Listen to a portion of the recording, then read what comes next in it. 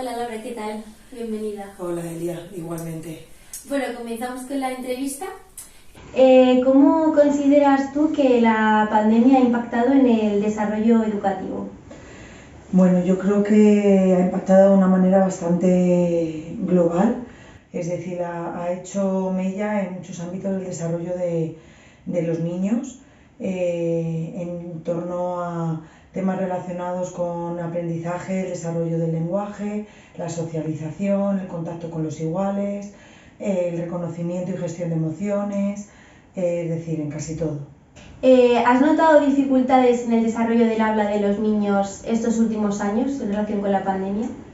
Sí que he notado bastante impacto. Es cierto que tanto en niños que tienen problemas en el desarrollo del lenguaje como en los que no, porque al final el tener parte de la cara tapada es algo muy importante para que los niños sean capaces de imitar y de desarrollar esa parte del lenguaje que es a través de la vista. ¿Y qué niños se han visto más afectados según tu criterio y tu experiencia? ¿Te refieres a niños que tenían algún tipo de problema y niños que no? ¿O? Sí, a lo mejor los niños con trastornos.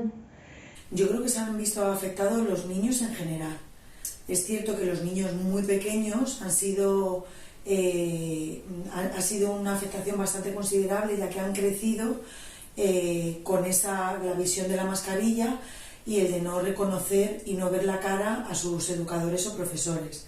Pero los niños que tenían algún tipo de dificultad, es verdad que o se ha incrementado o su mejora ha ido mucho más paulatinamente y más lenta. ¿Y cómo crees que afecta esas dificultades a los niños que tienen algún tipo de trastorno? Pues eso afecta directamente, ya que aquellos niños que tienen dificultad de aprendizaje, una de las pautas que se siguen desde cualquier equipo de orientación o gabinete psicopedagógico es el hecho de trabajar con ellos el tema del lenguaje y el tema de la pronunciación, de la parte de la fonética, articulación, etcétera, etcétera.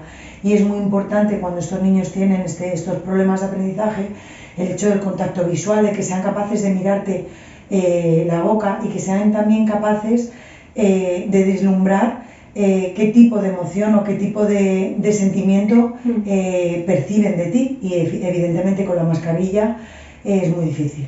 En relación a esto de los sentimientos que me estás contando, quería preguntarte, dejando atrás las dificultades o retrasos en el habla que están ocurriendo en los niños, ¿crees que cuestiones como el desarrollo emocional, el hecho de no ver sonreír o hacer muecas de desacuerdo a tu profesora pueden verse afectados en los niños?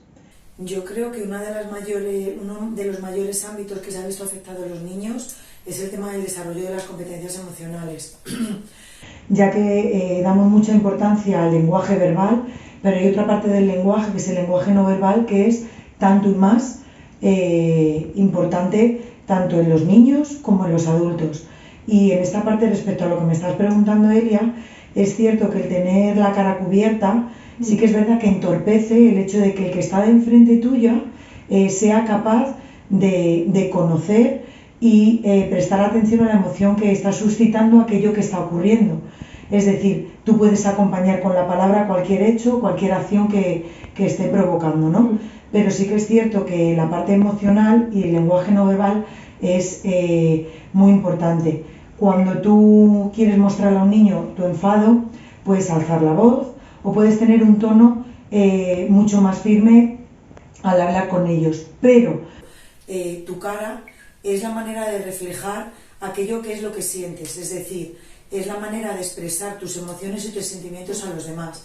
Entonces, para mí es muy importante el lenguaje verbal, pero el lenguaje no verbal es casi, te puedo decir, que un 75% de ese desarrollo del lenguaje general. Claro, es que al final no van a aprender un niño lo que es una cara de enfado o una cara que exprese felicidad. Claro, tú imagínate, Elia, un niño que ha crecido y se ha desarrollado viendo a sus educadores o a sus maestros con la cara parcialmente tapada.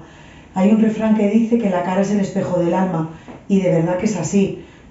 Tú puedes expresar por medio del tono y del lenguaje, pero la palabra acompañada del gesto y del lenguaje no verbal, es totalmente esencial para que esos niños se entiendan y sobre todo para que sean capaces de darse cuenta y de reconocer las emociones en los otros, porque si ellos no son capaces de reconocer las emociones en los otros, no van a ser tampoco capaces de reconocer las emociones en ellos mismos. Es decir, el desarrollo de las competencias emocionales se está viendo totalmente alterado y trastocado por el tema de la mascarilla. Claro. ¿Qué medios o estrategias conoces que los profesionales como tú habéis empleado en el aula? Bueno, sí que es cierto que ha sido difícil, porque partíamos de cero y nos hemos tenido que poner un poco al día a raíz de la pandemia. Y lo hemos ido un poco aprendiendo día a día. Es cierto que los medios son un poco rudimentarios, quiero que me entiendas.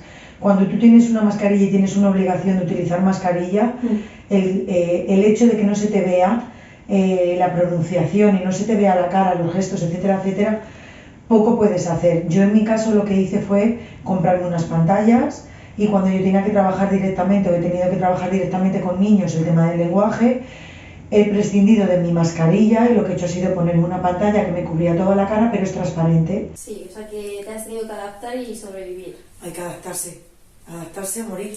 Claro. Pues la verdad que todo lo que nos estás contando es una información que desconocíamos. Es verdad que nos imaginábamos las dificultades, pero no las habíamos vivido o habíamos escuchado experiencias de primera mano, así que muchas gracias. Y ya para finalizar la entrevista, quiero preguntarte cómo ha cambiado la forma de relacionarse entre los niños. ¿Tú has notado que haya esas dificultades? Sí, a ver, yo diferenciaría las edades de las que hablamos. Es verdad que niños ya un poquito más mayores, entre 8 o 10 años aproximadamente, ya llevan muchos años relacionándose de una manera determinada, entienden esa manera y están acostumbrados a ello. Pero no deja de influir, no ha dejado de influir en su manera de socializarse, ya que la socialización y el juego y el contacto entre iguales es una de las maneras más enriquecedoras de aprender, ¿vale? Pero sobre todo ha sido muchísimo más impactante en aquellos niños de edades muy tempranas, ya que han crecido y se han desarrollado teniendo ese contacto limitado totalmente bajo unas normas muy estrictas, tanto por parte de los educadores o maestros como de las propias familias. Y encima viviendo en un núcleo muy cerrado, muy acotado, en el que la socialización ha estado bastante limitada y el contacto con iguales también. Y es en esas edades tempranas donde el contacto con los iguales y la socialización es totalmente necesaria para el desarrollo de los niños. Bueno, pues mucha suerte para acarrear todas estas consecuencias que se vienen y muchas gracias por la entrevista. Nada, gracias a ti por interesaros por este tema y bueno, para lo que necesitéis, aquí estoy para ayudaros. Genial, muchas gracias, Laura. Nada, a ti, Elia.